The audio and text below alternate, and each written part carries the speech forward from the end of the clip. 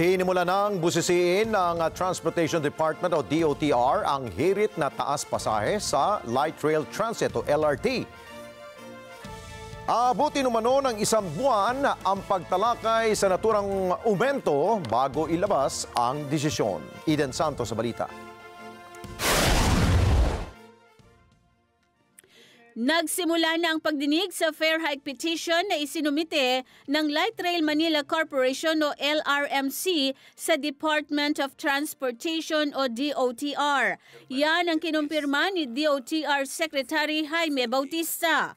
Paliwanag ni Bautista na ang operasyon ng LRT-1 ay hawak ng LRMC at batay sa concession agreement na nilagdaan noong 2016 ay may karapatan ng private sector na magtaas ng pamasahe ng halos bawat 2 taon.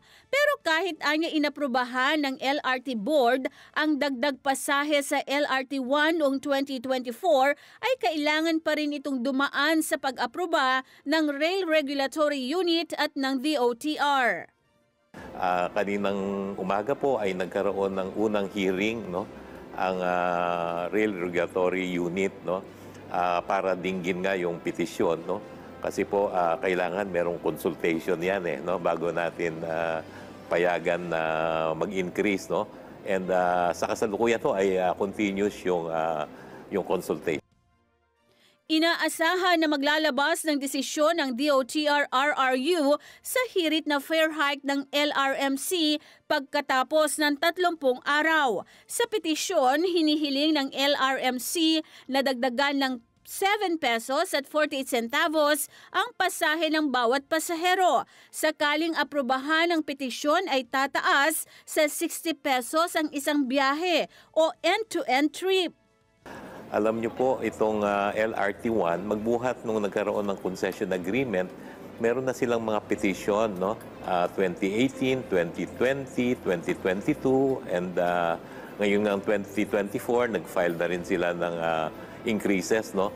Unfortunately, yun pong petition nila noong 2018, 2020 at 2022 ay hindi po kaagad na-actionan ng gobyerno, no? It's only last year na nagkaroon sila ng first increase, no? And under the concession agreement po na dapat naman siguro ay i-respect ng gobyerno, dapat payagan din natin silang magkaroon ng increases dahil tumataas din naman ang kanilang cost of operations, no? Eden Santos para sa Mata ng Agila. Matatag, matapang, matapat. Maraming salamat sa inyo pong pagsubaybay sa Mata ng Agila Primetime. Para malaman ang matatag, matapang at matapat na mga balita, i-follow lamang at mag-subscribe sa @Net25 TV.